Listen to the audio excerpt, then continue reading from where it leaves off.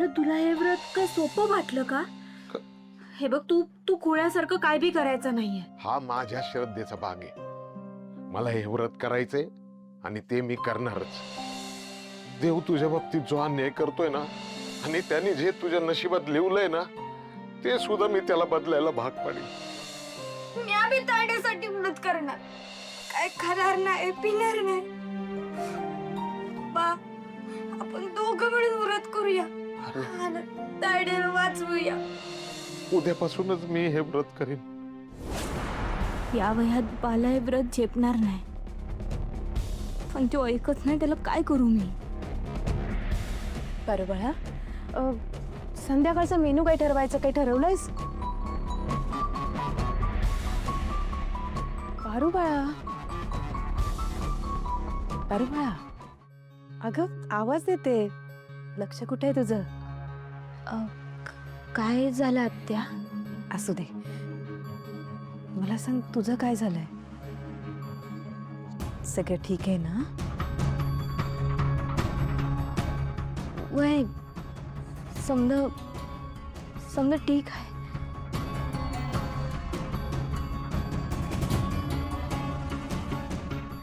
पारू बाळा, एक प्रश्न विचारू तुला?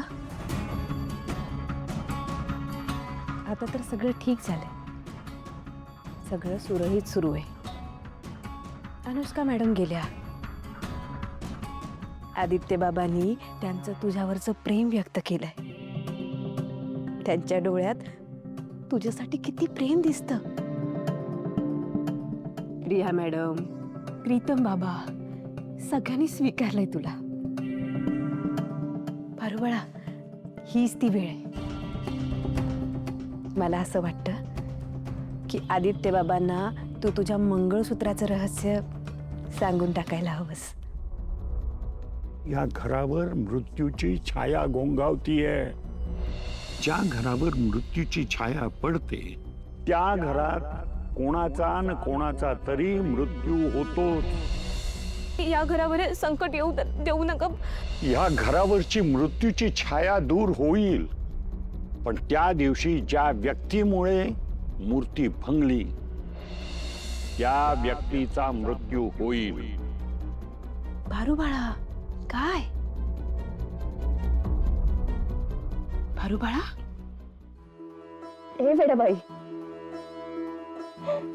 काय झालंय? पारू बाळा, ए माझ्या राजा, अगं का रडतेस? हे बघ, मला सांग, आदित्य बाबा तुला काही बोललेत का? हे बघ, सोन्यासारखं सगळं सुरळीत सुरू असताना तुझ्या डोळ्यात अश्रू का बरं? हे बघ, आदित्य बाबांना तू तुझ्या मंगळसूत्राबद्दल सांगशील ना तर सुखाचा संसार होईल तुमचा, हा ना? कसला संसार, कोणाचा संसार? संसाराची समधी स्वप्न मातीत मिसळली.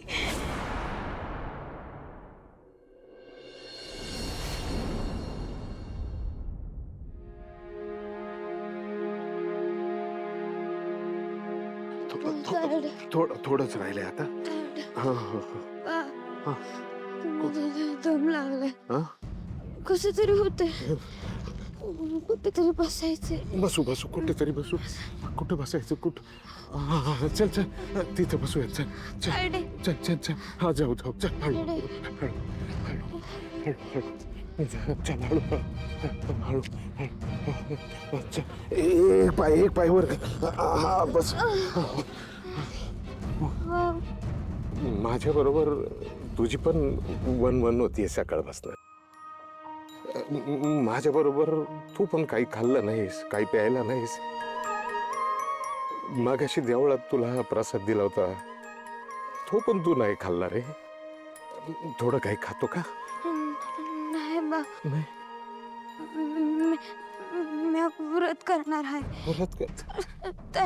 तायड्याला काय बी नाही होऊन देणार. काय नाही होत. नाही होणार. नाही होणार तायडीला. बा गणी ए गणी गणी ए गणी अरे उठ रे. काय काय करू. पाणी घेऊन येतो. बस.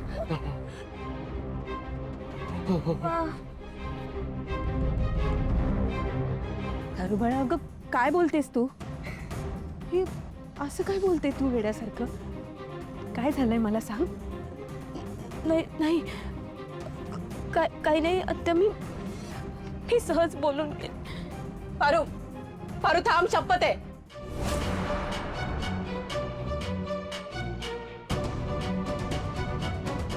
तुला शपथ आहे. तुला तुझ्या मंगळसूत्राची शपथ आहे. आत्या प्लीज सांग ना बाळा.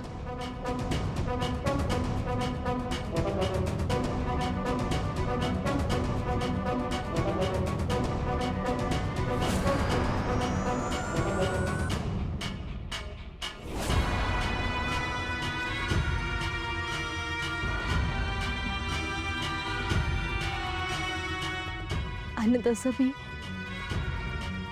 माझं समजा अभिषय या घरासाठीच खर्च होणार होतं. नाही पारू बाळा, खोटं आहे हे. हे सगळं खोटं आहे. तुझं काहीतरी गैरसमज झाला. गुरुजी असं तुला का सांगतील बाळा? नाही, हे तुझं ना ऐकण्यात काहीतरी चुकलंय. असं नाही काही आहे. आत्या आत्या तुम्ही आधी शांत व्हा. शांत व्हा. हे बघा, काय बी झालं तरी हेच खरं आहे. आयुष्य तुझं आहे. कुणावरही आयुष्य उधळून देणं इतकं सोपं नाहीये. पूजेचं समापन झाल्यानंतर तुला माघार घेता येणार नाही. तुम्हीच बघा ना आत्या, गुरुजींनी पूजा केल्यानंतरच तर समजा चांगलं होत चाललंय या घरात.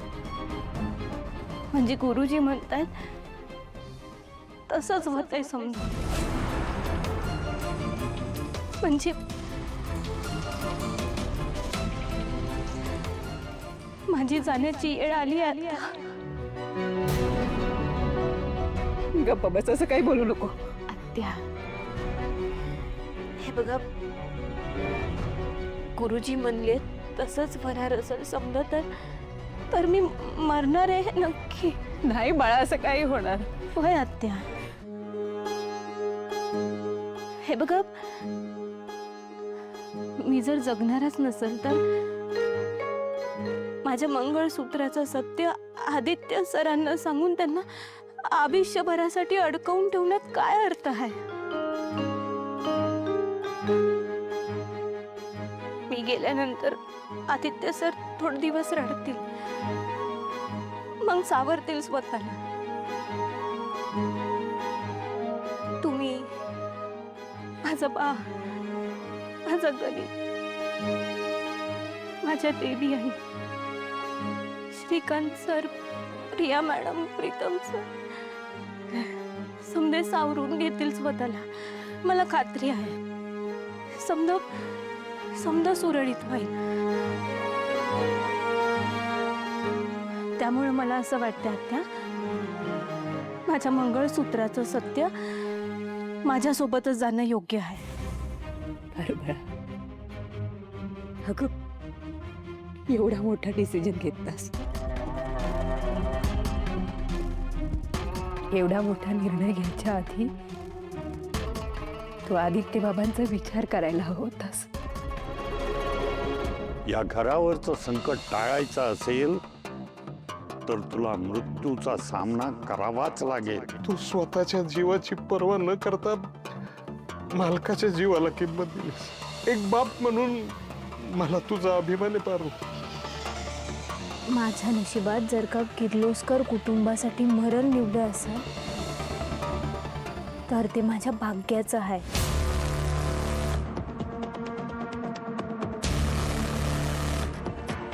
केलंय आदित्य सरांचा, देवी आईंचा, समद्यांचा विचार केलाय आणि मगच निर्णय घेतलाय. आणि आत्या, माझ्या या निर्णयाचा मला अजिबात पश्चाताप होत नाही. माझ्या देवी आई आणि माझ्या या घरासाठी माझं समजा आयुष्य जर खर्च होणार असेल ना, तर ही माझ्यासाठी भाग्याची गोष्ट आहे. पारू, तुला कसं समजावणं तेच कळत नाहीये मला. बाळा, एवढं प्रेम कुणी कुणावर करत नाही करणार. मला नाही माहिती, पण तुम्ही करता ना माझ्यावर प्रेम. अन हे प्रेम करणं मी कुणाकडनं शिकले माहित आहे? तुमच्याकडनं, माझ्या देवी आईंकडनं.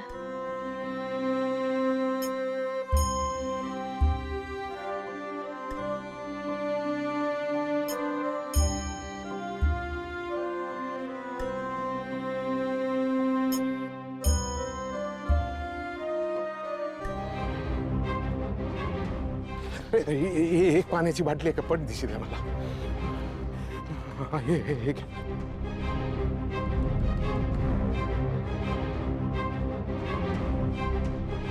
कनी कनी उठ बरं.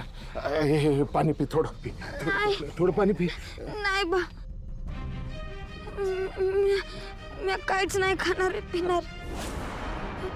मला तायडीकडे जायचं. जाऊ ताईडीकडे जाऊ. थोडं पाणी तर पी आधी. थोडं पाणी नाही प्यायचं. तायडी कुठे? ताईडीकडे जाऊ. ताईडीकडे जाऊ. ताईडीकडे जायचं. काय करावं? उठ तायडी जाऊ. उठ. ताईडीकडे जाऊ. ताईडी, रिक्षा, काय गाडी मिळाल का कुठं?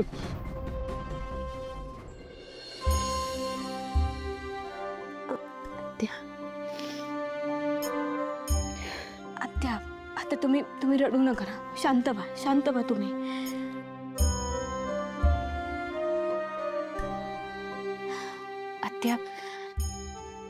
आत्या तुम्ही मला वचन द्या. काय बी झालं तरी हे कोणाला बी नाही सांगणार. तुम्ही वचन द्या मला. पारू बाळा, आदित्य बाबांपासून ही गोष्ट लपवून ठेवणं मला योग्य नाही वाटत. शेवटी तुझ्या आयुष्याचे जोडीदार आहेत ते. आपण ज्या व्यक्तीवर प्रेम करतो ना आत्या, त्या व्यक्तीसाठी कधी कधी खोटं बोलावं लागतं. काही गोष्टी लपवाव्या लागतात. आणि हेच माझं नशीब आहे.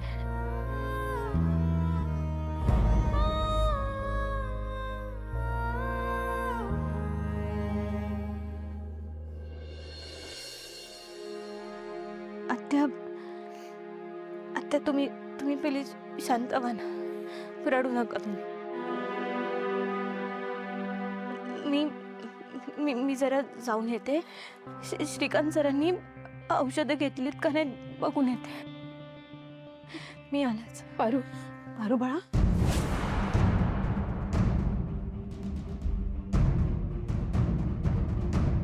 काय बघायला लावतोस रे परमेश्वरा. या पोरीवर एवढं संकट ओढवलंय, पण हिला दुसऱ्यांचाच विचार सुचतोय. आदित्य कुठे आला नाही का ऑफिस मधनं अजून? जेवायला सुद्धा नाही आला. आलाय तो, काहीतरी काम आहे म्हणून रूम मध्ये गेलाय. आई आदित्य, काय रे आज जेवायला नाही आलास ते? आई ऍक्च्युली मी बाहेर खाल्लंय, मला घरी जेवायचं नाही. अरे बाप रे, बाहेर घाललं? नाही आदित्य, तू ना खोटं बोलतोस.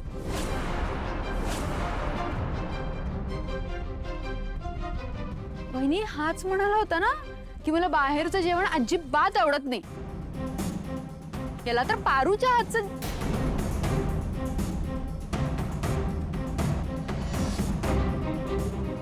आय मीन आपल्या घरचं जेवण आवडतं ना याला. हो, पण बाहेर खाणं झालंय माझं. ओके. अरे कधी खाल्लंस तू? मी तुझ्या सोबत होतो, मलाही माहित नाही.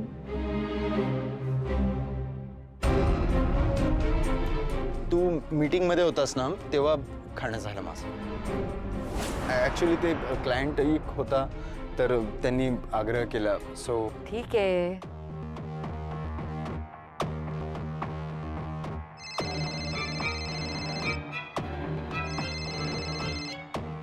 हॅलो. बर देवी आई, मी आलेच. कुठे कुठे चाललीस पारू? गणियानं बाला जेवण द्यायचं आहे, मी आलेच.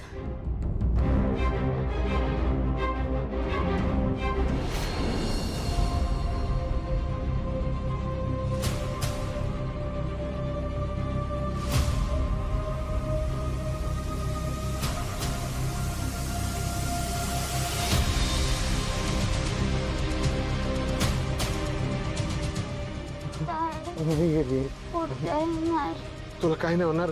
थायडी घे. मी फोन केलाय तिला. कुठे काय झालं? बघ ना, या पोराने काय हाल करून घेतलेत. गणी गणी हे बाळा, बाळा काय झालं? गणी हे बाळा, बघ काय झालं याला? माझ्या बरोबर दिवसभर या देवळातून त्या देवळात फिरत होता. अन्नाचा कण पण नाही घेतला आणि पाण्याचा घोट पण नाही घेतला. मग त्याला अचानक चक्कर आली आणि मग मी त्याला उठ म्हणलं तरी उठना. बघ ना गणी, हे गणी डोळे उघडणे बघ. गणी माझ्याकडे बघ ना. मी आता आयडीला काय बी नाही होऊन देणार. मी तायडीचा जीव वाचवणार आहे. ए गणी, तायडी कुठे? गणी बाळा शांत हो, शांत हो तू. तुझ्या तायडीला ना काय बी नाही होणार. तुझी तायडी आली आहे तुझ्या जवळ. इकडे बघ ना. बा पाणी पाणी. हे घे, हे घे. हे बघ आली ना ताई. पिणार पाणी. गणी थोडस पाणी पी. ऐक माझं, पाणी पी. गणी शपथ आहे तुला माझी. तुला जर का वाटत असेल ना की मला काय बी होऊ नये तर आता तू पाणी पिशील.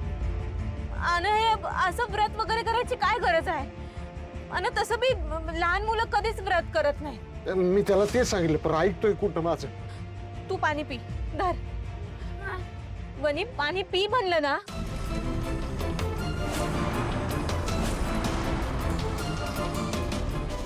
हे बघ, तू आता जर का पाणी प्यायला नाहीस ना तर मी आत्ताच मरून जाईन. तायडे मग पाणी पी. असं नको बोलू. पाणी पी. मी कसं पाणी? पाणी पी म्हणलं ना. पाणी पी बरं. मला काय बी ऐकायचं नाही. पाणी पी.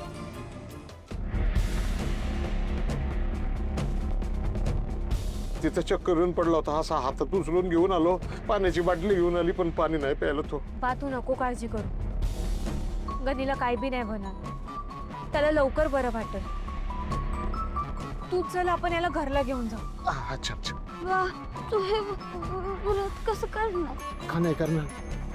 तुला मलाच उचलता येत नव्हतं. तू तायडीला कसं उचलणार? तुझं वयोमान पाहता हे व्रत तुला जमेल, झेपेल असं मला वाटत नाही रे. माझ्या पारूचा जीव वाचवण्याकरता मी काही करू शकतो. इतक्या आत्मविश्वासानं बोलू नकोस रे मारुती. पारूला हातावर उचलून दर्शनाला घेऊन जावं लागेल तुला. ते काय नाही, काही बी होते, मी उद्याचं व्रत पूर्ण करणारच. आज एका दिवसातच गणी आणि बाची ही अवस्था झाली. त्यांना उद्याचं व्रत नाही झेपणार.